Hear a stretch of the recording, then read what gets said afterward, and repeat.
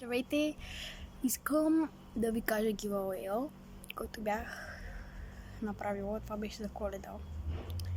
Коледното чудо, това беше точно на сериала. Събрах два абоната тогава точно. Това беше голяма радост за мене.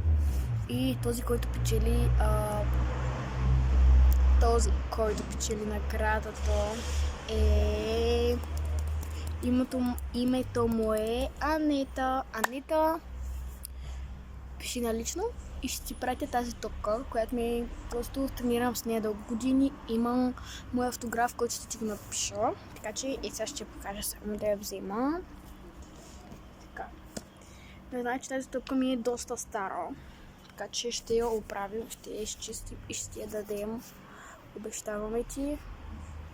Да, това е топката, която ти печелиш. А другия giveaway е, че ще някой, който се абонира, ще спечели моя любима настолна игра на PlayStation 5 или 4. Беше имам PlayStation 4, имам PlayStation 5. Ще спечели две игри на PlayStation 4 и две игри на PlayStation 5. Така че това е другия giveaway. Така, срока на този giveaway днеска сме дата, само извинявам се, днеска сме 28, така, януари сме 28.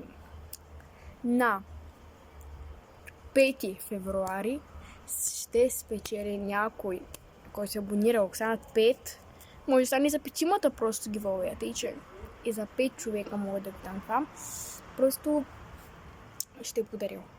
Така че на 5 февруари ще чакайте, ще изтеглим, ще направим томбола и ще има разговор с мен.